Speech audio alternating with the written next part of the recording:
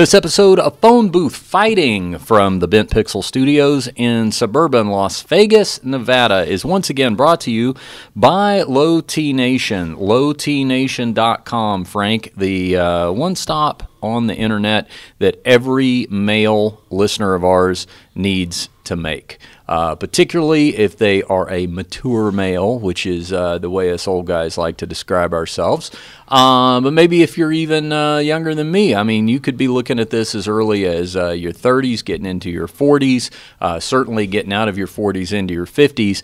Bottom line, if you are a male and you're slowing down by nature's progression of age, and you're feeling like you've lost a little pep in your step, then lowtnation.com is the website you need to visit. Now, what you're going to do is call a toll-free number right there on the front of the website. You'll get a couple of good phone booth fighting listeners who run everything over at lowtnation.com, and they will do a free telephone consultation from there. Frank, maybe you can explain further what the next couple of steps are to getting on the road to wellness. Well, the consultation will let them know if you're somebody who may be a possible candidate. At that time, they'll send you down. If you do pass all the marks, look like they could be of use to you, you'll go down to a local blood draw, get blood drawn, and once they get the results, the physicians will be able to figure out exactly what you need, and at that point, they'll mail it directly to your house. Every month, you'll have it very consistently sent to you, so it can be more convenient. Week after week, month after month, we hear from more and more phone booth fighting listeners who have benefited from the lowtnation.com program. You could be next. Go to lowtnation.com, give that toll-free number a call, and tell them Frank Mir and Richard Hunter at Phone Booth Fighting sent you. This episode, Frank, is also brought to you by Ellefson Coffee, ellefsoncoffeeco.com. If you know the last name and you're a metalhead, well, that's probably because you recognize the founding bass player of Megadeth, Dave Ellefson, who's out on the road with Megadeth. I think they were over in Spain or something this week for a big metal festival. But he advertises with us not necessarily because of his life as a founding member of one of the big four, but as a coffee entrepreneur. ellefsoncoffeeco.com. Check it out. There is a wide selection of signature roasts with a heavy metal flavor to them, and you can save 10% on your purchase at checkout if you enter the promo code PhoneBooth. 10% off anything that you order off of ellefsoncoffeeco.com by entering the promo code PhoneBooth, ELLEFSON, ellefsoncoffeeco.com. Put your devil horns in the air and let Dave know that his good friends Richard Hunter and Frank Mir of Phone Booth Fighting sent you. All right, Frank. Frank is back in studio after a week in the Bahamas. You know, it's a good thing you're not with the UFC anymore, Frank, because this was International Fight Week, and if you were still with them, I could see him calling you up and going, hey, can we get you down here to the Sprint, what do they do, Metro PCS booth out here in the sweltering heat to take some photos and sign some pictures? You'd be like, well, I've been in the Bahamas for the better part of 2 weeks. Yeah, it was a long trip. Yeah, that's what I talked to you a number of times, actually. I could tell it must be wearing a little thin when you seemed excited to talk to me on the phone while you were on your vacation in the Bahamas. I'm excited to talk to you, man. Well, thank you. Yeah.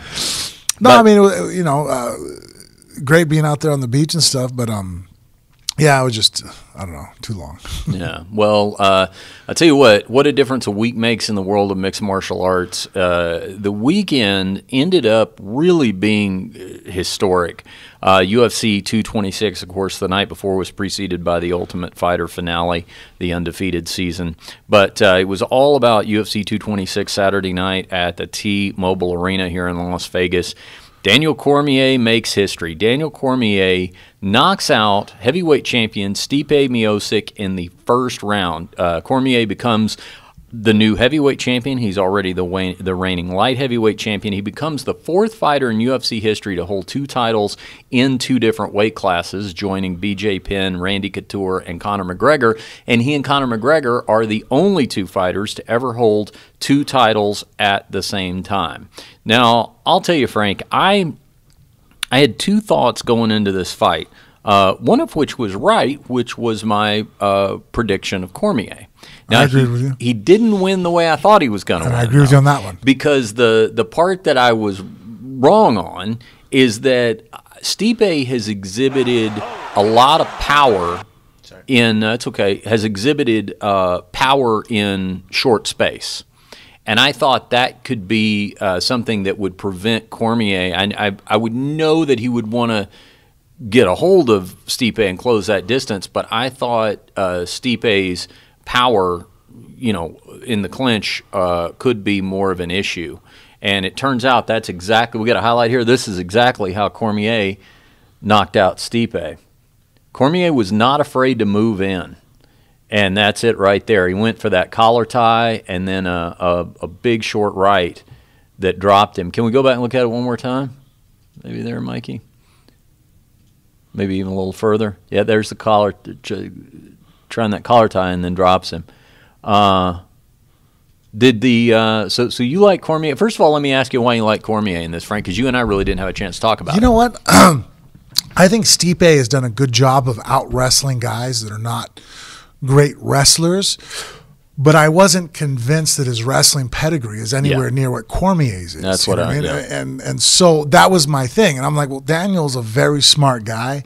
He's not going to box with him at long range. And so I thought that it was going to be a grind fest. I figured that Daniel was going to wrestle him to death, take him down. We were going to have to see if Stipe could fight off his back at all or survive there. And I didn't think it was impossible for him to finish him, but I thought it was going to be a ground and pound TKO if there was going to be a finish type of fight. And I didn't. The only thing that kind of came into my mind about the knockout, I didn't predict that it would have been a right hook, is that the only other time I'd seen Stipe, well, he got in trouble with Alistair. Alistair threw a straight left out of a southpaw stance. But if you remember, Stefan Struve hurt him with an uppercut. Yeah. And so I thought, well, maybe the uppercut will play into this. Not to knock him out, but to do damage as far as Daniel shoots in for the legs. Stipe's going to be very respectful of Daniel's takedown ability. And at that point, open himself up for uppercuts. And then after he eats a few of those uppercuts, he's going to respect the uppercut, and then he's going to get taken down. And Cormier, think about it, had success against John Jones with the uppercut. Yeah, he did. He did very good with the collar fighter, cut, yeah. So that would have made a lot of sense. Yeah. So, but as far as first-round knockout, if there was a first-round knockout and you said, okay, that fight ended in the first round, someone got knocked out, I would have picked Stipe. Oh, okay, well, then Stipe was able to catch him. But if you said, okay, well, it extended beyond that as a TKO, I'd have been like, oh, it's Daniel. I never would have. I'm just as surprised that Daniel knocked him out that way as if I would have had Stipe, who's a good wrestler, but not if he would have out-wrestled, Daniel to death. You got to remember, Stipe's been in there with Mark Hunt. Yeah. He's been in there with Francis Ngannou. Guys that are just ferocious power punchers. Being punched by Alistair over him, recovered and got up. And Daniel's a good boxer, but I don't think he's known as a ferocious puncher. Right. You know what I mean? Like his boxing. I always go back to what Jeff Monson told me about his boxing, because the first time I ever saw Cormier was when Cormier fought Monson. I was at that fight, actually. It was in Dallas, and they were the alternate out of that heavyweight Grand Prix thing they were doing. Of course, Cormier ends up going to win the whole thing because Overeem goes to the UFC. If you remember that whole sequence.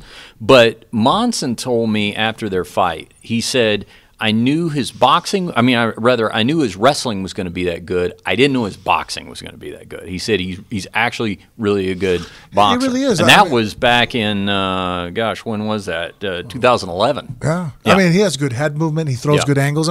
He even landed punches on John.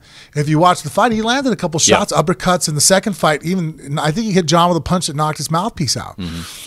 But, I mean, he still didn't knock John out, didn't stumble John. So I'm thinking, oh, well, I mean, you know, he didn't knock John out. It isn't, you know, he's not going to probably knock out Stipe. And so, again, I thought Daniel, like on the odds makers, when people ask me, like, hey, who do you think's going to win? I'm like, I think Cormier actually is going to pull this one off, guys. Yeah, I mean, if you look at his, first of all. But I never thought he was going to knock him out in the first round. Because if you look at KOs with Cormier, first of all, a nod to this murderer's row of heavyweights that he's fought. Now, that's something that got overlooked in this. It's almost because he's as you describe him, the second greatest light heavyweight of all time, right? That, you know, it's kind of easy to forget, even just a few years ago, what he was doing at heavyweight, particularly because some of it was done in Strikeforce. But look at these wins.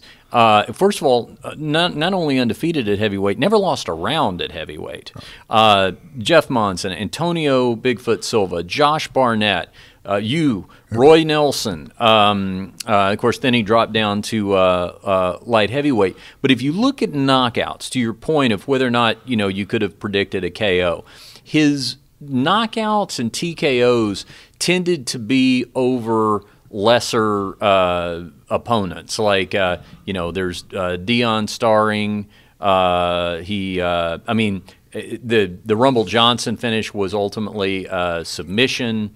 Who else? Volkan Ozdemir more recently, but not the kind of guys. And Volkan was a ground and pound, right? Yeah, not the kind of guys. The only one punch knockout shot I can remember him landing on anybody was Bigfoot Silva. Yes, that's right. I mean, you know, so I mean, just one. That's the one, and by far the biggest name of anybody that he had actually knocked I mean, he out. went toe to toe with Gustafsson for 5 rounds. You know, his grinding and his technique of wrestling and controlling, but it wasn't like he, you know, I don't think he was dropping Gus all over the place.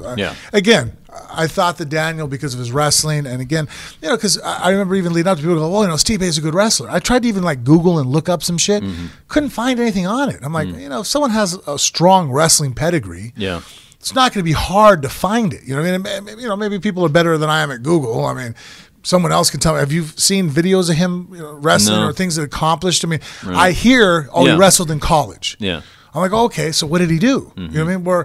So I'm like, guys, there's a difference between wrestling and college. Yeah, it's like there are black belts and then there are black belts. Yeah, you know, basically it's like he did jiu-jitsu and then now you're dealing with a guy who's a world champion jiu-jitsu artist. I mean, Daniel Cormier has gone to the Olympics for wrestling. You know, I mean, I think he got 3rd over at the Yargin. That's a huge Russian tournament. Like that's extraordinarily difficult, you know, to place in.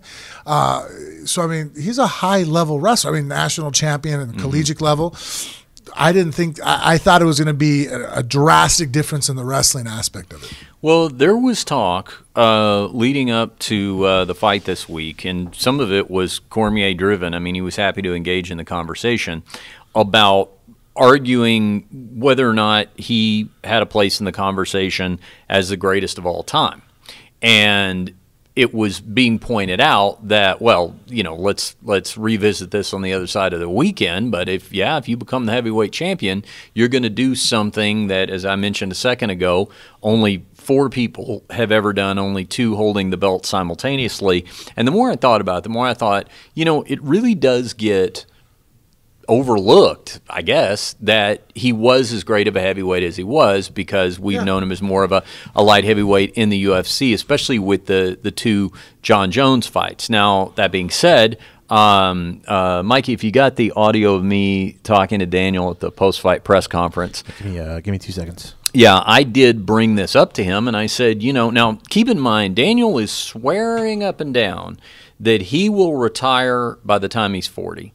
And he turns 40 in March. So he's basically saying there. Now he left the door open to defending the light heavyweight title. Of course, Brock Lesnar confronted him. We'll talk about that in a minute after the finish. But if Cormier is to be believed, and he really is going to retire when he's 40, you're talking about probably only another couple of fights. But I asked him if you know, when it's all said and done.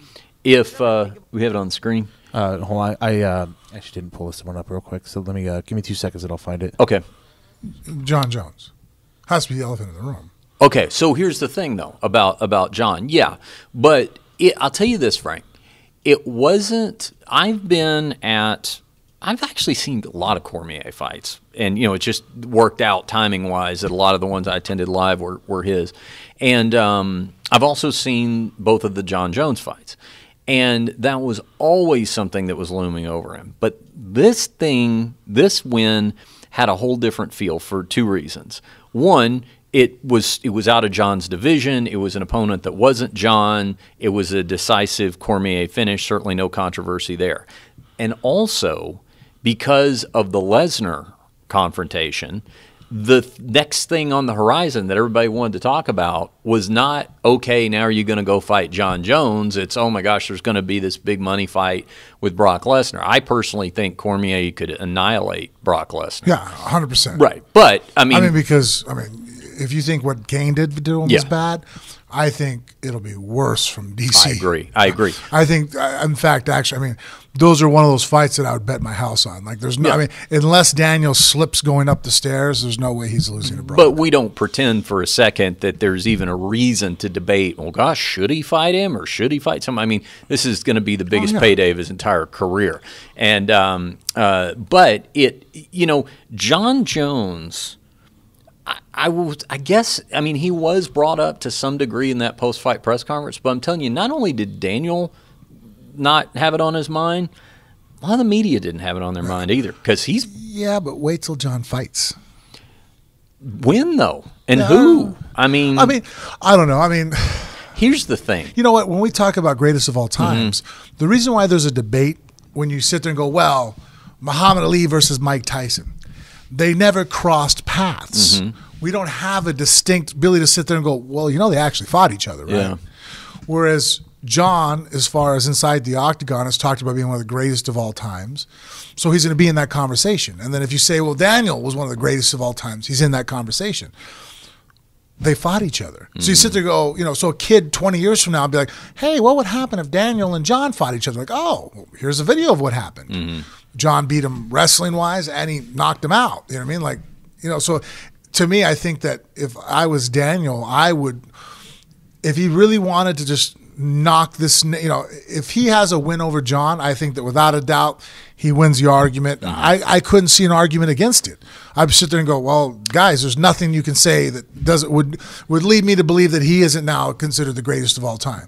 But until he beats John, the people are always going to have that. Even if you're not being a dick, even if you're just Daniel's friend going, shit, buddy, fuck, that other guy that beats the fuck out of everybody too, and himself, he kicked your ass. You know what I mean? Like, so that's like that's the problem. It's like, fuck, Daniel does. Shit, and I think that he's even a one-up Conor, because Conor never defended a belt. Where now you have Daniel. I think Daniel surpasses Conor because he's defended the light heavyweight belt. Conor's never defended a belt. And then now I think without a doubt that he's going to defend one of the two belts while he's retaining both belts. Something, that a feat that Conor did not do. And the chances of Conor coming back, getting both belts again, probably not going to happen. So, so the accolades are right there. Just the only thing that's screwing him is the John Jones. I think it's a huge target. It's like, well, John, didn't do that. I'm like, yeah, because John outside the fucking cage, but the guy inside the cage, are we talking about the greatest representative, ambassador of the sport? Are we talking about pound for pound, who could kick whose ass? Well, and Cormier is open to that fight. That was talked about. And it's not that he's saying, oh, I'm not going to give John Jones another shot. But, and I side with Cormier on this, he was sitting there going, here's the problem, guys. This Lesnar thing, big payday, makes all the sense in the world, heavyweight fight. I don't know what's going on with John. They haven't even, they haven't even worked all that out. No, and the problem is, John falls in this category now. Like Cormier had said earlier in the week that he felt like if you had tested positive multiple times and had multiple suspensions, infractions, all this kind of stuff, that you really didn't, it kind of disqualified you from that conversation, the GOAT conversation. Now, that's debatable, but I will say this, though. I tend to probably agree with that. Some people don't. But I will say this. John falls into this category now of, like, I don't even know, like, that guy's got so much shit to straighten out. Like, we just don't even know when he comes around again. Honestly, the person who has to be the most angry about it is Daniel. I think, because I would be pissed if I was Daniel. Here I did all these things, and the one, it's like you painted this perfect picture. There's this one blaring spot. Yeah. It's like, hey, can you get to that? It's like, no, I can't. There's nothing I can do. It was taken out of my control because this other guy, I don't know when the fuck he's ever going to fight again. You know what I mean? So, I mean, good for him for clearing his mind of it and then, moving on to a huge payday. But trust me, there's no way that Cormier, as competitive as he is, driven him to reach the accolades he has. That dude is not sitting there going, who cares? Well, and maybe that becomes his final fight. Maybe he goes and beats Brock, which, again, is, people in the know that is not a competitive fight. But to the proverbial casual fan that we talk about all the time, it's a gold mine to get a fight with Lesnar. So okay, great. So you do that. Now maybe that helps Daniel's star power. Maybe all of a sudden when he's like, to the casual fan, holy shit, this guy Cormier beat Lesnar. I didn't think that could happen. Then maybe there's more interest in a fight with John. What do you have here, Mikey? Is this John Jones's Twitter reaction? Yeah. Okay. Where was his? He's been busy on. Wait, no. Now you're back in June. Go all the way to the top. See what he put out. Something. Let's see. Oh, here we go. Here was his reaction. Just keep in mind that life is a journey and not a race. If it's in God's will for me to still be here and healthy, please believe that there'll be many more fights to come. Let's not forget I'm still the youngest guy in the top 5 at heavyweight and light heavyweight. That's actually not true. Somebody looked at that and was like, he's a little off on the math. But regardless, there you go, Frank. It's going to be up to God again, and we know how he fucked us with that Khabib-Tony Ferguson fight. You know what, though? The one thing, though, here, it makes you even – I guess there's two ways you can look at this. Either be like, wow, that's incredible, or even that much more angry at John for fucking shit up and not being at the point where he is right now where he should be. But look at Daniel. Now he's the best in the world at the next weight class up. Imagine what John would have done to Miocic. Yeah. Or Lesnar. John Jones called out Lesnar, if you remember that. And now that's another thing, too. Now, that doesn't factor into the GOAT conversation. But if you want to look at, like, where somebody's at in their career compared to somebody else's, imagine, imagine you saying, going on record, calling somebody out, laying out the plan, you're going to do something, and then, by your own hand, getting it screwed up, and then here comes, your arch rival coming along right behind you, and thank you, I'll take that. It's sad, and being a friend of John's, it sucks, but it's true that this is definitely going to be a story that you can tell younger athletes that, hopefully John, figures this out, and this can just be a footnote in his history. Yeah. But at this point, if we never see John again, it's going to be one of those things to be like, look, being phenomenal at what you do is only part of the equation. Yeah. Because John is the best in the world at fighting somebody inside of a cage, and Daniel is the second best in the world at doing it. But because Daniel has every other aspect of his life squared away, he's out here accomplishing things that John's not able to do. And I will also focus on this. I think we got the audio ready here in a second. Not 100% sure. Okay, we'll figure it out. I will also say this, too, for Cormier. Now he is doing it in a separate division. So now it's kind of like, okay, John, if I'm DC, people always talked about what you could do at heavyweight if you moved up to heavyweight. Well, I'm up here now. Now I'm the champion. So if you want to show up again, come up here and see what you can do. But in the meantime, I've certainly got that in my plus column. By the way, Cormier got a Performance of the Night bonus for this first-round knockout win over Stipe Miocic. Let's listen to it, because when I asked Cormier here, hopefully we got queued up the question, what I asked him about was that heavyweight legacy. Because I said, so much focus, understandably, has been on you as a light heavyweight. It's easy to forget that resume of, elite heavyweights we just ran down, and does he think that there's still a lot of room in the time that's left to define his heavyweight legacy so that at the end of his career you can actually have a little bit of a conversation about, well, was he a greater light heavyweight or was he a greater heavyweight? There was no John Jones foil at heavyweight. There was nobody that beat him, No. Let's listen here. I'm getting paid, so I want to fight fights that make sense. So this guy's going to have to do something very special to earn a fight for the 205-pound belt, and I'll do it. I'll go down and fight and wait for Brock. So if I fought again around November, I could fight again around March and be done. Do you see it right here? Can you just describe the scene in the octagon there with Brock? Sorry, that's not you. That's definitely not me. Going to be cage side? Did you only notice after the fight? No, it was weird because like when I run sprints before every fight. We go out, we find a hallway, and I just bust out as many pictures with my kids. And I guess when you step in the octagon, like your emotions are right and say, yeah, it's whatever the UFC decides. Okay. And last thing, I know you've been. In your career, you've been booed by fans, even though most. Dang, I'm sorry, guys. That was my fault. That's all right. That's Kevin Aioli, and I think I went after him. Oh, okay. To John Jones and the biggest events, and I saw more people saying than anything that I was like wrestling with her and stuff. is there a chance? I asked Dana this question, but Well, anyway, it's okay. You get the idea. Yeah, sorry. It's all right. But what I did was, and he expounded on that point is all we were going to hear.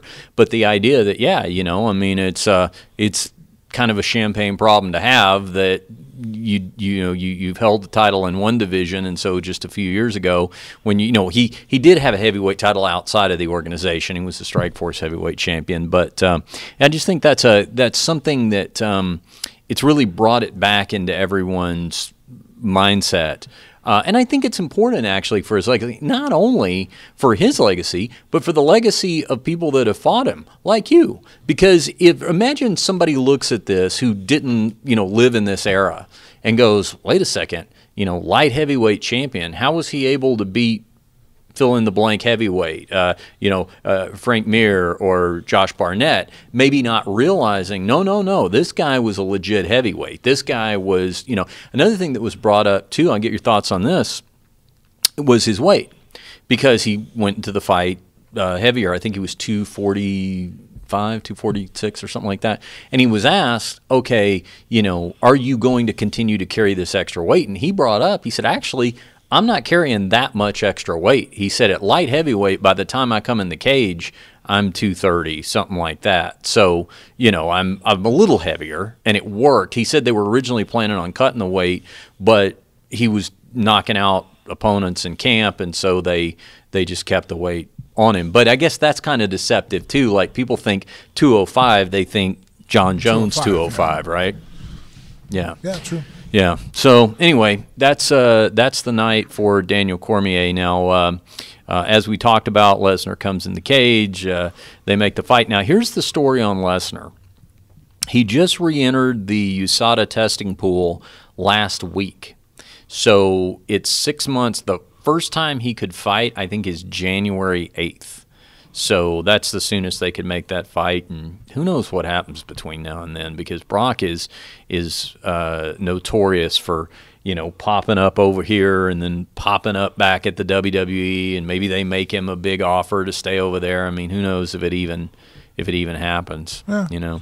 I agree. I don't know. Well, if he actually signs it, we'll see. It's funny. Our old producer Travis texted me because he didn't like the WWE stuff. He's like, I don't like it when they do all this. I said, yeah. I said, Brock Lesnar is like your dad that you're estranged from, that every few years decides he's going to get back in your life, so he shows up at some important event like a high school graduation or a wedding or something. That's an awesome analogy. Yes.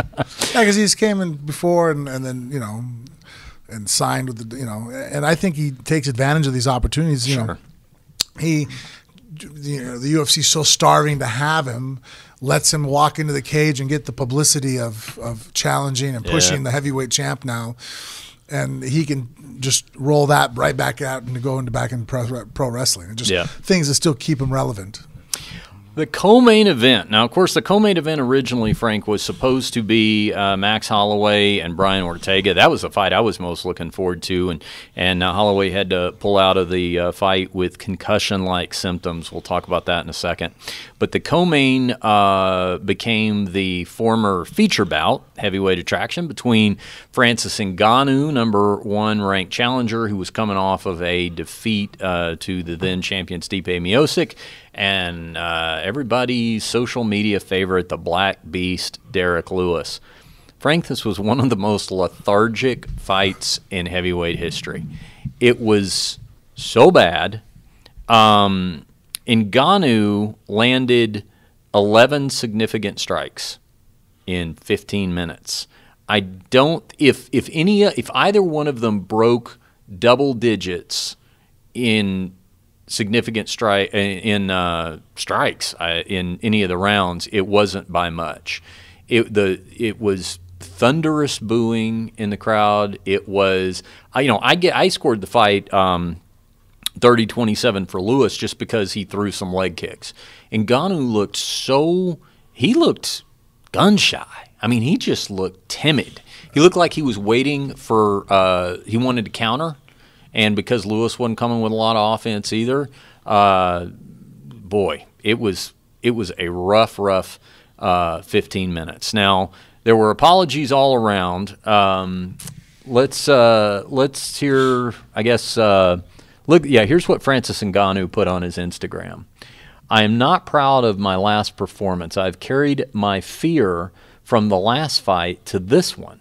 I completely understand the frustration and anger that it has caused to my fans, coaches, teammates, family, and friends, and I'm truly sorry for that. I won't let everybody down again.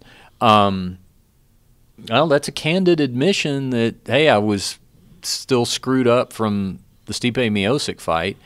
Now, it's not like Miocic, knocked him unconscious. So it's not like he had the fear of that. But do you think that a fighter, when you've got all that momentum that Ngannou had, that if somebody just summarily picks you apart and just absolutely depletes your gas tank for 5 rounds, that it can have that much of a psychological effect? Could you see that if you're Ngannou? I think he was riding a lot of confidence in his power and his ability. Yeah. And I think, it exposed a weakness in his game that, talking to some of his coaches, John Wood, they fixed in practice. He was able to sprawl better, wrestled a lot better. It's just that once he got in there, the memories of that last fight made him hesitate and worry about being taken down, that he just, he overanalyzed and paralyzed himself. Yeah. Well, I did get to talk to Derek Lewis. Now, first of all, I'm going to say this because I gave some credit to Lewis on my social media for this. First of all, he came in the press conference. You and I have talked about how when we've seen people handle losses the right way, and he had something extra to handle. He won the fight, but what he had to handle was a lackluster performance. But we've talked in the past about when guys have lost, like Dominic Cruz when he lost to Cody Garbrandt, came in the post-fight press conference and basically was his own analyst. It's like he was breaking down his defeat. Conor McGregor, after he lost to Nate Diaz, handled that the right way. And I gave credit to Derek not only for coming into the press conference and answering questions, but also being as contrite as he was. Let's give a listen to my question here, because also there was no post-fight interview, and that's what I'm asking him about. That Dana White's pissed when the co-main event, and you're fine on time, it's not like you're up against, it was 9 o'clock, they still had an hour of time left for one more fight, just went, nope, we're not talking to either one of these guys. So my question to Derek Lewis was, if he had the opportunity for a post-fight interview, what would he have said? Stretch a lot more than what I have been doing. It's coming up in like 5 seconds. Try to help my back out. Derek, to your left, right here in the front. Derek, to your left. There was no post-fight interview, so you didn't really have an opportunity to say anything to the crowd. If you had a minute to address them, what would you have said if you had that post-fight interview? I don't know. I wouldn't have said nothing. So I know it was a bad performance. I was just would apologize to the fans and everybody that that betted against me, really. You know, I know a lot of people betted against me because I was a heavy underdog. Straighten up over there. I know you probably betted against me too, George. Talking to George from MMA Chucky. You know, I'm really happy that I got the win because I know I was a heavy underdog and mofos didn't take me real serious anyway, so I'm glad I got the win. All right. And he actually was even more contrite with other members of the media that were asking questions. Like, for example, somebody just asked him, you know, what do they see next for him? Because it is a win. You know, I mean, it's a top 5 win on paper. But he said he didn't think he deserved to fight anybody right now. He said he thinks he needs to go work on techniques, that this win set him back 2 fights. And he said he was particularly embarrassed because he called Francis Ngannou out. He said, well, I'm taking he basically wouldn't share any blame with Ngannou, which, I don't know, to me, he went too far because it definitely took 2. Right. But it did seem to me the exact right way to handle a very difficult situation. Yeah, what do you think? You know, he didn't try to spin it or make excuses, so... it's understandable. I mean, I see why both guys made mistakes. I don't think his was as mental. I think his is more physical. I think he has a lot of problems with his back. I heard that when the fight was over with, they said he collapsed in the back, had to lay down. Yeah, and you know what he was doing? He, in between rounds, he was doing that thing where you're like, you know, like you do when you have a bad back. But we don't often see that from, you know, the fighters in the cage where he's just holding his back like it's really giving him a problem. Yeah, so I mean, I just think that, you know, with the physical limitations and still facing a beast in front of him, it wasn't like he was aware that Ngannou wasn't going to hit him. Yeah. So he's still facing a guy that one of the hardest punchers in the world. So, I mean, I get why you could see all the little things that added up to being the accumulation of what happened. And then having Ngannou not really putting him in a firefight, you know, sitting back and hesitating. You know, a guy that hits that hard, it's kind of hard sometimes to want to go first. You're sitting there kind of wondering what he's going to do, so makes sense. If you're watching on our Phone Booth Fighting YouTube channel, you can see the press conference clips that we're playing and reacting to here. Let's hear Dana White's comments about that fight, because I'll tell you what, Derek Lewis didn't want to blame Francis Ngannou, but Dana White put the lion's share of the blame on Ngannou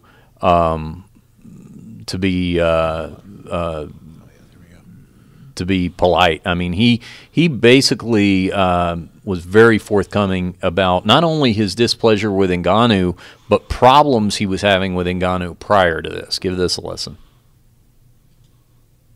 You talked briefly about the co-main event, but Tito, just thoughts on Francis Ngannou. I mean, he had so much momentum behind him going into the Stipe fight, shows the flaws in his game a little bit, then comes back and has this fight where he throws, 17 strikes the entire fight, something like that. Where do you feel a guy like that goes from here? Horrible. I think that, he had a pretty quick rise here, and obviously the fight over Alistair Overeem, catapulted him. Everybody was talking about him. I thought he was going to be the next guy. I think his ego ran away with him big time. I can tell you that his ego absolutely did run away with him. And the minute that happens to you in the fight game, you see what happens. Start to fall apart. I had some personal encounters with him, as did other people in the organization. And this guy's ego just was so out of control. It's like before the Stipe fight, he took off and went to France. Didn't even really train for that fight. And you see the results. Well, then he comes back and he did train, but ego is what hurt Francis Ngannou. And then what about Derek? I mean, he mentioned that his back was giving him some big problems again going in there, and he admitted that he felt that even though he won, his stock ended up dropping. Do you give him any leeway going I don't in there agree. injured? I don't agree that his stock dropped. And that's a problem that he's going to have. He's a fun guy. He's funny. He's, when he gets in there and throws, the fights are exciting. But he always has problems with his back. And that is going to be a problem for him, in there with, you don't want to go in there with a bad back with Cormier or, any of these other heavyweights. And, but I like him, and I don't think that his stock drops at all. He won the fight. if you look at his fights, tell me the last time he was in a boring fight. Tonight. Tonight was the last time he was in a boring fight. And like I said, the card was so good tonight, people will forget about that. And the heavyweight championship was so good, it was immediately erased from people's memories. And I know you don't talk. Thank you. That fight was, or the video was from MMA Fighting. So there you go. I mean, what do you think about the comments about Ngannou and the ego and all that? Yeah, I didn't know if that's the first I heard of it when he said that. I wasn't aware that Ngannou was being egotistical. He hasn't come across that way. He hasn't had any public anything that I've and when I met him, seen. I mean, seems like a very genuinely nice, guy. I mean, I hear he trains like an animal, but as far as just, I didn't read that off of him. To Dana's point about Derek Lewis, and I didn't really think of it until just now, but when he talks about, okay, name a time Derek Lewis has been in a boring fight, normally I wouldn't say this is an asset for a fighter, but you know what Derek Lewis has going for him is he is the gassiest looking non-gasser sometimes, if that makes sense. Like he can be in the third round or the fourth or fifth round of a fight and look like he's just on death's door and win the fight, finish it.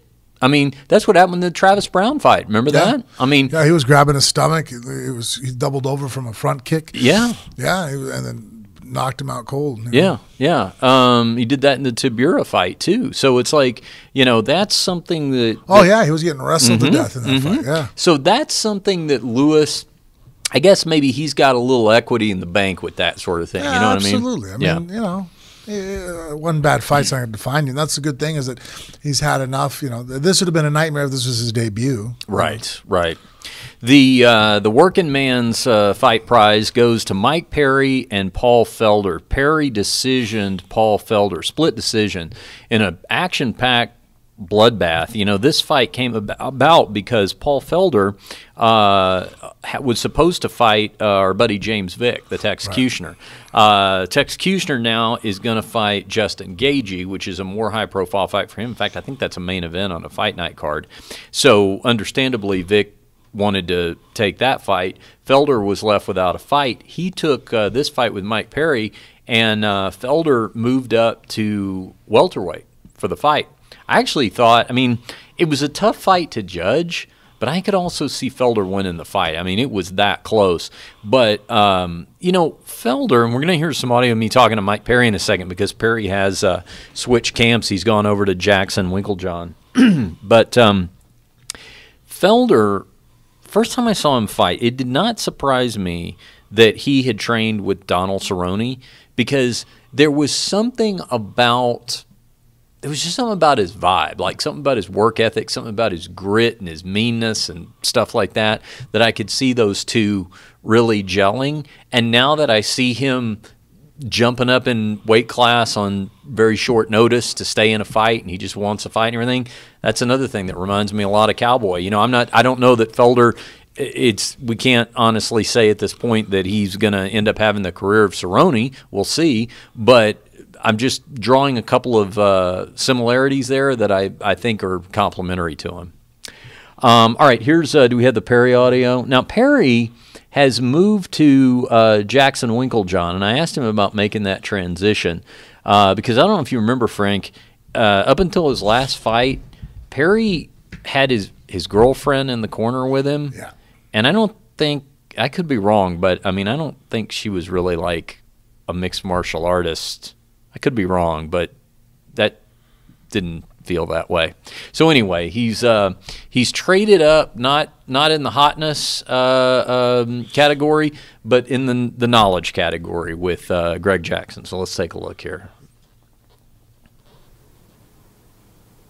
Mike, to your left, right here front. Now that you got the camp change under your belt, win with the new camp, how would you characterize what that camp change has meant to you compared to maybe if you were in that fight tonight but you hadn't made the change? What do you feel like were the biggest benefits, what paid off? Working with styles from all over the world at one of the biggest gyms in the world that people come from all over. I got to see so many different martial arts styles, techniques, working with one of the best kickboxers. Definitely the best kickboxer I ever met in Frank the Tank. Him holding mitts for me, working with me, and he's the type of coach that he doesn't just hold the mitts and tell you what to do. He can put the gloves on and show you where you're making your mistakes, and that's definitely what I needed. My other camp was great, but it was full of grapplers, and that's not really my fighting style. I found some people who are a little crazier like me. They like to get in there and bite down and get into fights. And we all know that's what I like to do. I do it every time. All right, thanks. Frank, the importance of when a guy like Perry comes along, I mean, he came into the UFC as an undefeated fighter on smaller shows. I think every one of his fights had ended in a first-round knockout, and showed some real ability, certainly. But at the same time, the holes were detected in his game, and he suffers a couple of losses. What is so important at that point about maybe trying to catch on with a bigger camp like Jackson Winklejohn in your mind? Well, it's just about getting back and winning ways, but showing that, that just because you have the raw talents and abilities, that it does take a lot of work, but proper, intelligent work. People can work hard. I hate when I hear people talk about hard work. I'm like, well, hard work doesn't make you better. And really, hard work is, more often than not, I attribute to people that aren't very bright. It's all about working smarter. And that's one that he could see now, stepping out of a smaller pond and jumping into a bigger pond. The type of individuals that he's exposed to, that they can develop his technique, and if he's going to be willing to be humble, because it's always easy to be the big fish, right, in the small pond. Right. It sucks when you jump up a level and all of a sudden you're not the baddest guy in the room anymore, and you're not even close to the top. So there's that humility level, but the advantage is that after a couple losses, you're willing to go and put that to the side and reinvent yourself and try to submerge yourself into learning new things. That's a good point, because as I think about Perry, and I told this story on here before, when I first saw him, he came into the UFC, he was a late replacement. I can't remember who he replaced, but he was a late replacement and got his shot. And he was doing a media day. He was set up next to Cowboy Cerrone. Huge crowd around Cowboy Cerrone. No one talking to Mike Perry. He was over there playing Clash of Clans or something. But smart guy. Yeah. But I went over and interviewed him, and I came away from that. I remember telling him that day, I said, you were ready for this interview. Like, all it took was somebody to talk to him, and he made it seem like he was talking to me like where he wanted to be, not necessarily where he was right then.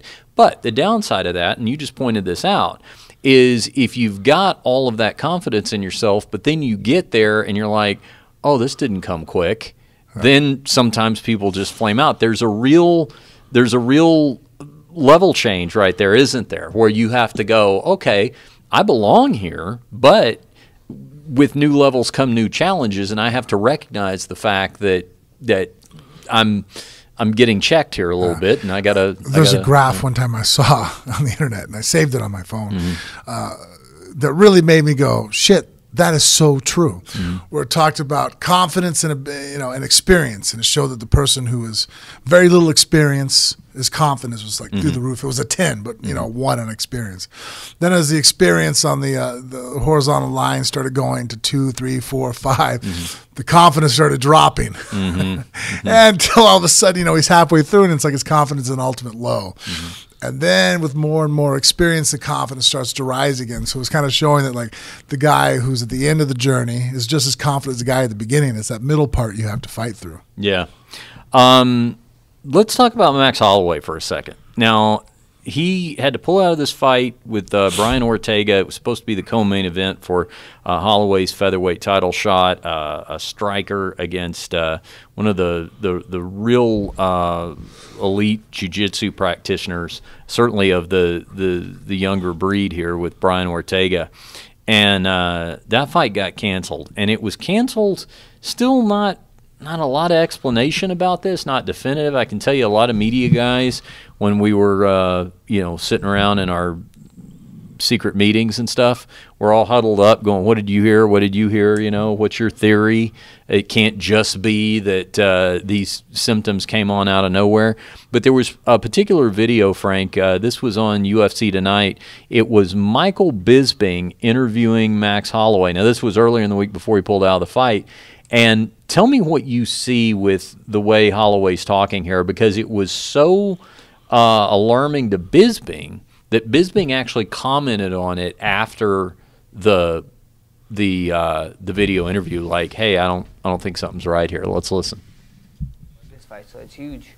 Well, Max, you say you feel great, and don't be offended when I say this, but you look like you just got out of bed. Are you tired? What's going on? How's the weight cut? Are you drained? I mean, you look a little sleepy. I'm good, man. I'm good. A little bit tired. They got me doing a bunch of media stuff, but I'll be fine, man. I can't wait. I can't wait to go out there and do it. Good to know. As I say, no offense, but you just look like, you're ready to fall asleep on me there. Hey, Max, speaking of which, how is the weight cut going? Do you think this is going to be your last fight at 145? We see what happens, There's a bunch of guys at 145, and it's just a question of who at 55, Right now, no disrespect to the 55ers, but it's a log jam, We finally undid the log jam at 45 to just go back up, and back with a log jam up at 55 would be kind of ridiculous. So we got to sit down with UFC, and we have that talk, We figure out when, who, and of course the medical reasons why too. So, when we have that talk after this fight, we figure it out. And Max, unfortunately, Yancey wasn't able to be with you for this camp. Was it more difficult heading into this one?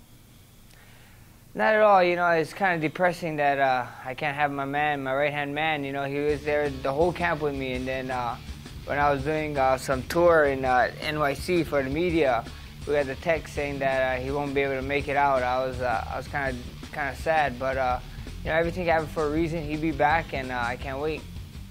Thanks for joining us, Max. Really appreciate your time. Best of luck this weekend. Thank you, brothers. All right. Did you see anything there? I mean, he looked like a guy who was cutting weight. Mm-hmm. What day was that on? That must have been on like Tuesday, maybe somewhere around there, because he was out of the fight by Wednesday, I believe. Tuesday, cutting weight, 3 days out. I mean, he looks a little lethargic from. If you told me that was just a weight cut, a little dehydrated. They're saying that it didn't have anything to do with the weight cut. That's his camp saying that. Now, we'll give you this too. One of the media guys told me that because he did the open workout on Wednesday. That's what raised a lot of concerns as well. Because he did the open workout and he didn't do much at all. Now, some guys don't do much at all, the open workouts. Some guys just turn into a Q&A or something like that. But Max usually puts on a little bit of a show. One of the media guys told me, and I'm just saying one of the media guys because I don't know if he's on the record about this or not, but they looked at the video that they shot because they're right up against the mat, and striking coach is calling out combos.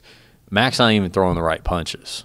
It was like he was getting the numbers confused, It's crazy. I mean, is there anybody aware of him taking a severe shot in practice? Or So one theory that I heard was, and this was not based on anything, this was just kind of guys going on their knowledge of how things have happened in the past. Maybe you would know something about where something like this has happened in the past, that if he got, let's say he got knocked out in training, that they don't want to have to say that. They don't want to call out whoever did it. They don't want to, they just want to keep that in-house, and so they're not acknowledging it. You do that up until this point. Mm-hmm. You know what I mean?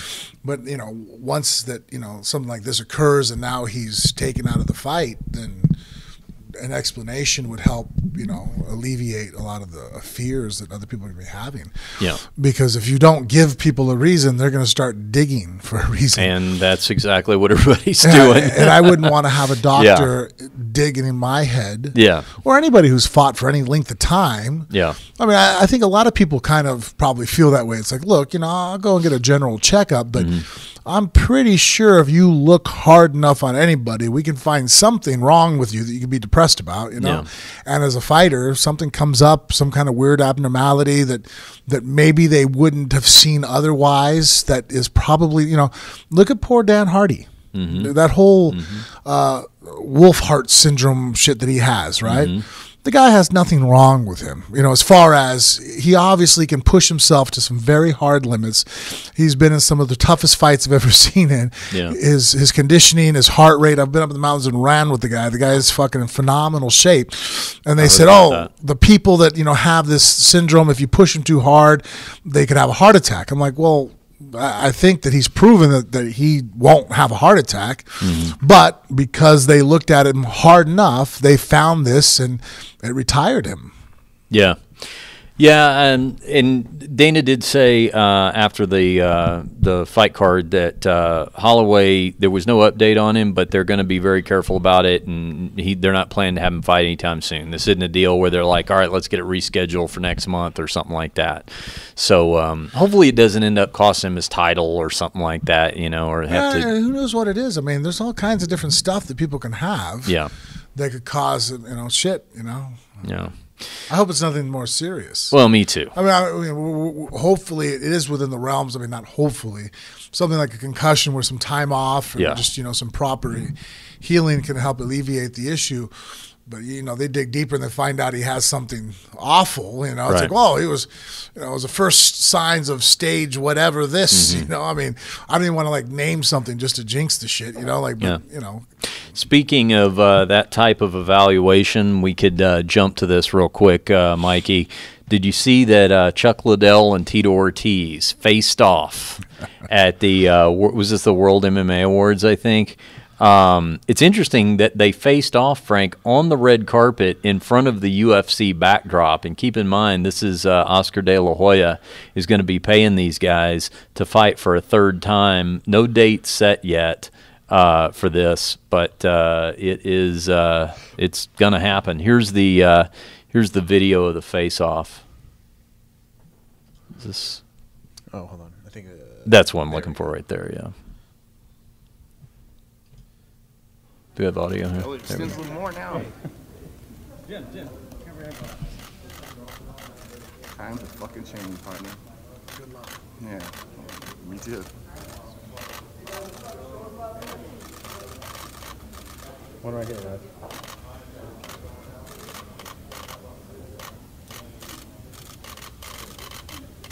All right, guys.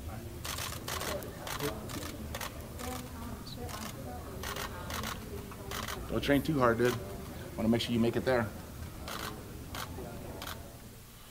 Yeah, that was on the red carpet. I like it how the photographers were like, "Oh, right over here, please, right over here," like it's a runway fashion shoot. And then when you hear the other guy go, "Okay, all right, guys, we're good," Tito, how about one over the shoulder? Yeah. So De La Hoya, I guess, has paid enough money to make this thing happen. Here's some numbers for you, Frank, about this. Courtesy of MMA Junkie. That video was courtesy of them, by the way. Chuck Liddell and Tito Ortiz have a combined age of 91.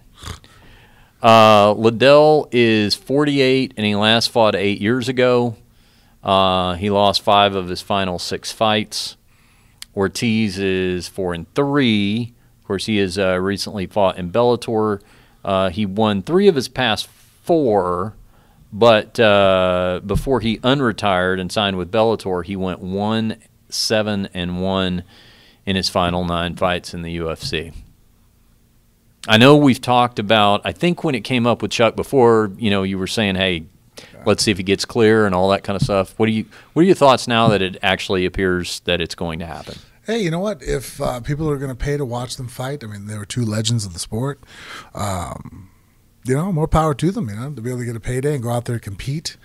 As long as they pass medicals and it's going to be as safe as it can possibly be in the realms of our sport, I'm not going to get in the way of it. Yeah, I mean, we've seen Bellator have success with the legends matchups and stuff. Now Bellator does. Here's the thing, though. Bellator does it the right way because they'll build them up. Yeah, well, and also they'll do Ken Shamrock and Royce Gracie, but as a co-main, and then the main event is whether it's Chandler or Patricky Pitbull or whoever they're putting on there is like an actual modern day. So it's a diversity type thing. The only thing that I'm apprehensive of, and hopefully Chuck Liddell is smart enough or is able to be in a position where if he sees that he just isn't able to perform, he can pull the trigger and say, okay, this ain't going to happen. Even if they build up to it, and he's a couple months out from this fight and he just knows because he's been doing it his whole life that he's not performing like he should perform. I've seen those boxing. I've seen that in the boxing world where you see the Muhammad Ali that shouldn't be fighting anymore. And not because it was unhealthy for him, but it's just because he was such a great fighter. I don't want. It's kind of like, you know what? I've gotten to the point now in my life because I've seen it when my younger brother passed away. Early on, one of my very close friends died back 10 years ago now. I made the mistake of looking in the casket, and everybody can have their own opinion on this. I don't do that either. I know what you're going to say. I don't look at caskets. I don't look at open caskets. Same way. I want people are like, oh, closure. You're not fucking here. I don't need closure. I know you're dead. Right. I understand the concept. I don't want, because those images, both those images are fucking burned in my brain. And I can never, like right now, I just pictured it. I can't have a conversation about either one of those guys, my brother Shad or Forrest, without eventually my brain goes, and I picture him there in the casket. It just does not look, that deflated, weird, make-upped up look. I don't like to see that shit. Right? So now I've saved that for my wife and kids. They know that I'm being cremated. That unless they see me on my deathbed, they're not going to see what I look like after I die, because I don't want them to struggle with that decision. Should I go look at Dad? Should I not? Fuck that. I made the decision for you. You don't want to see me. So same thing. Like, I don't want to, and I'm pretty confident that Tito, because we just only saw him about a year ago. Yeah, he's by far the more active, let alone the younger he one. Still represents his skills and his abilities. Yeah. And, to see Chuck go out there, I'm just worried that are we going to see a guy that shouldn't be fighting, or are we going to see a guy, look, I expect him to be a little slower. I expect him, his timing, he hasn't fought in fucking 8 years. Even if you're in your 20s and you take 8 years off, you're probably not going to look phenomenal, when you first come back. But I just don't want to see somebody that is a shell of his former self. And I guess the worst thing I think for a fighter, look, being loved or being hated is not, or awesome actually, to be honest with you, because both those people are into you. They pay your bills. You're paying attention. Whether you want to see me get knocked out or knock someone out, you're watching. I don't want apathy. I don't want sympathy. I don't want people to sit there and go, shit, look at him. That poor guy. Fuck. Oh, God. Do you see how pathetic he looks? Oh, my God. Oh, Jesus Christ. Oh, jeez. Oh, my grandfather could do a better job than that. You know what I mean? Like, that is a horrible feeling as a martial artist, especially one as great as Chuck Liddell was, for him to have to be out there for the cheers. And so then I question, as long as he's doing it for the right reasons, then he should make those decisions. Now, if he's somebody who was on an ambassador contract from the UFC, made a lot of money for probably not doing much more than hanging out and partying with a couple of executives and they flew in town for fights, all of a sudden they take that away from him. What's his financial status? And I really don't know. I can't even tell you. I have a glimpse of a rumor. I don't know what kind of businessman Chuck is. I have more of a feeling that Tito's never going to die poor. That guy is very astute businessman. Chuck, I couldn't tell you either way, to be honest with you. So if he's fighting for money, that scares me, because then the chances of us seeing a broken down version of himself that shouldn't be in there is a lot higher. But if he's fighting because he's like, look, man, I still have just because I'm 48 doesn't mean I'm dead. I still have all the same feelings and emotions I had when I was 38, when I was 28, and when I was 18. I want to go out there and compete. I want to punch someone in the face. I want to fight. I want to hear the crowd roar. I'm like, all right, cool. That guy, I'll pay to watch, because I know that guy leading up to a fight, if he goes in the ring and he goes to spar somebody where he has some high school kid who's taking him down at will, it's like, wow, shit, man.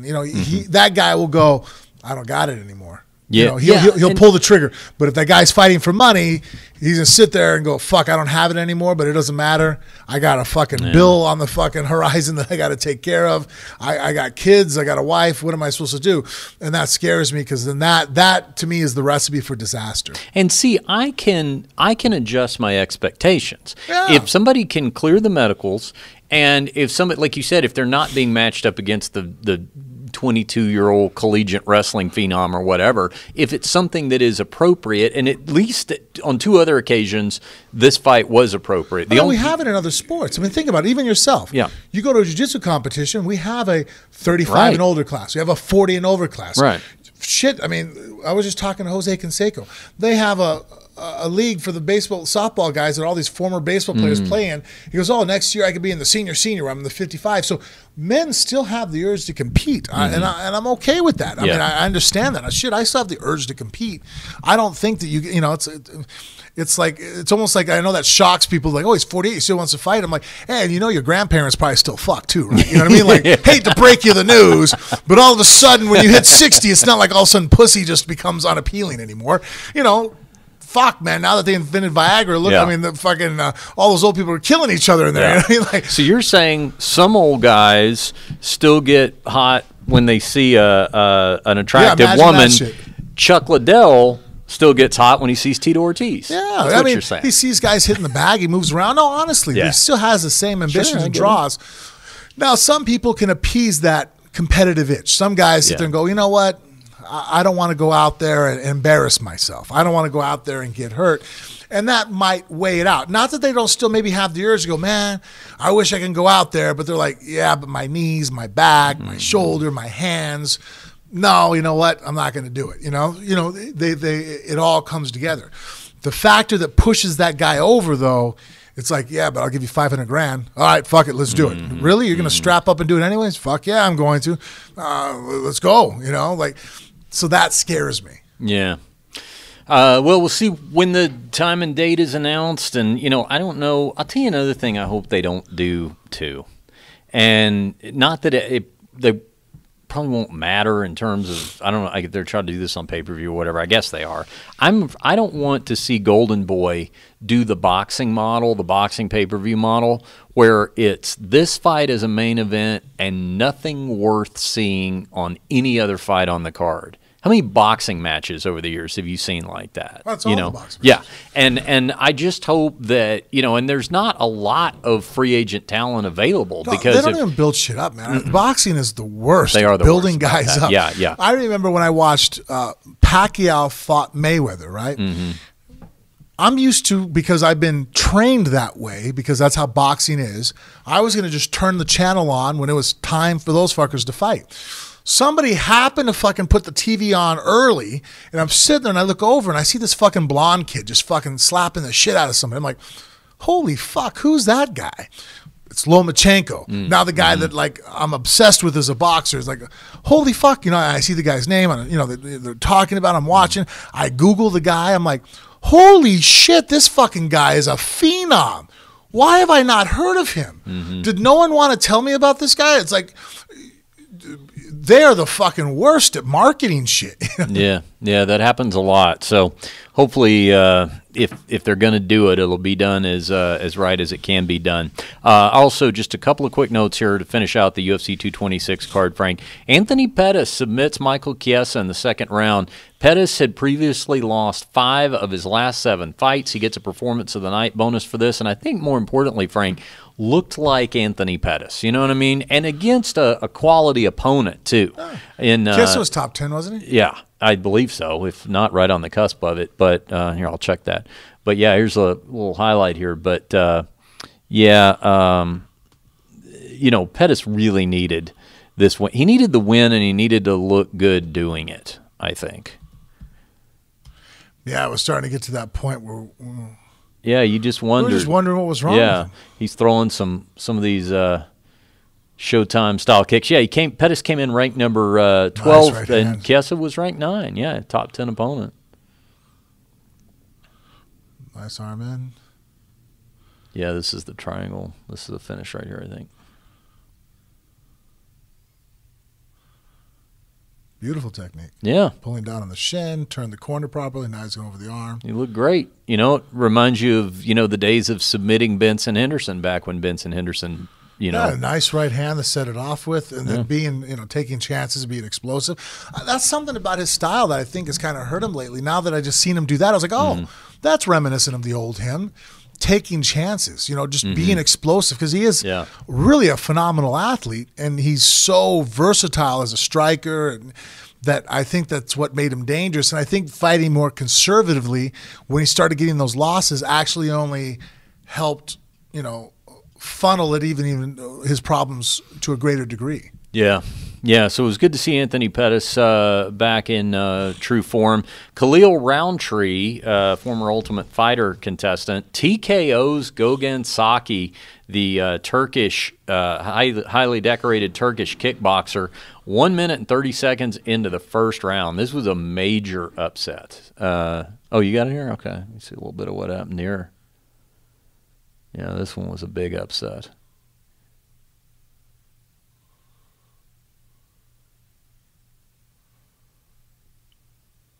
And that's it.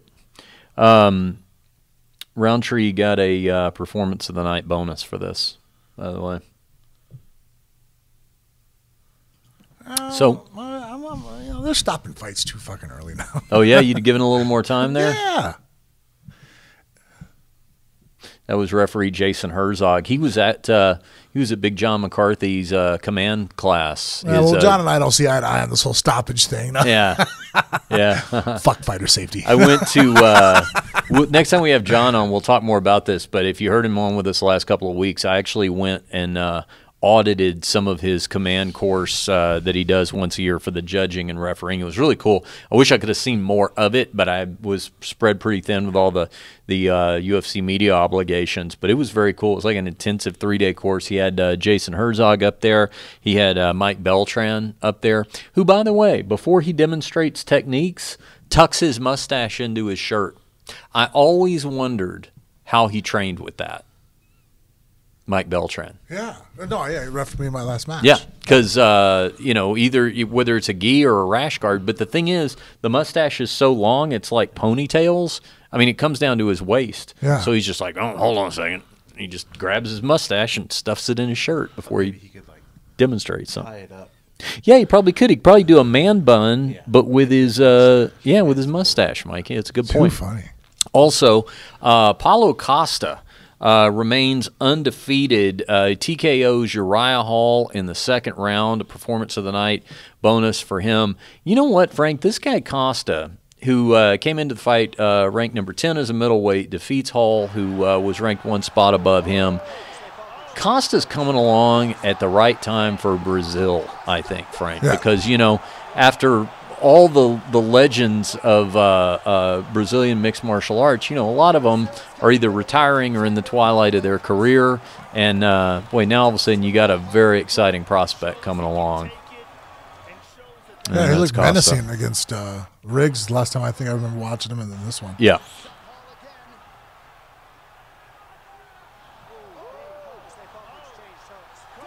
Yeah, strong finish there from Paulo Costa. And that was it. That was more or less it. Those were the highlights. It was a UFC 226. It's always nice when these cards turn out well despite a high-profile fight, dropping out and that sort of thing. And it ended the right way with, a legendary main event. That's one people are not going to forget. Coming up later on, we've got a big Bellator card. Bellator has 2 big cards this weekend, Frank. Do you realize they're doing back-to-back shows this weekend? They're doing Bellator 202 Friday, 2 title fights on the line, the women's featherweight title and the men's bantamweight title. And then the very next night, Bellator 203, Patricio Pitbull is going to defend his featherweight title, and he's doing that over in Rome. Bellator goes to Rome. Have you noticed that? Yeah. Yeah, Bellator's got the Rome market It's locked like the down. second time in the last 3 months, right? I think so. Yeah. It sure seems like it. So they've got big back-to-back cards, so we need to break that down on our next episode. We've also got Julian, the Cuban Missile Crisis Marquez coming in. You saw him fight on the Ultimate Fighter finale card Friday, and I had him winning. But nice guy. I met him this weekend, and he wanted to come in and do the show with us, so he's going to be doing that. And so big things coming up over the next week or so. More fun shows planned. Like I said, we'll get into some more Bellator talk on the next episode. So how long are you here? You here for a week? Yeah, I'll be here till next Tuesday. Okay. And then where are you going? Cyprus. Yeah. What are you doing over there? We'll be calling fights for ACB, and then I think I'm home for a day, and then off to Kazan. Kazan? Yeah, do you even know where Kazan is? No, I thought that was a Disney movie. Yeah, I didn't know it was either, so don't feel bad. I had to look it up. Somewhere in Russia. Yeah. All right. Well, the always busy travel schedule of Frank Mir. All right, Frank, do me a favor. I want you to do me a couple of things here real quick. First of all, tell everybody about the importance of going to iTunes, looking us up, and clicking those 5 stars. It's working that we're asking people to do it because I checked it today, and a bunch more people have. Oh, cool. Yeah, keep doing that. Click on the 5-star review. It's a great way to help us out here at the show. And leaving reviews. We do occasionally go and look at them, and we'll probably do it Read again. them on the air. We absolutely like to read them on the air. So look up Phone Booth Fighting in iTunes. Mikey is learning about Kazan right now. Yep. And... I'll tell you what, Mikey, if you will, on the next episode that you're on, could you prepare a little report on Kazan? Kazan, yeah. Yeah. Their average rainfall and population. You know and what? Actually, you look up Cyprus. I looked Cyprus up, and I got a little nervous.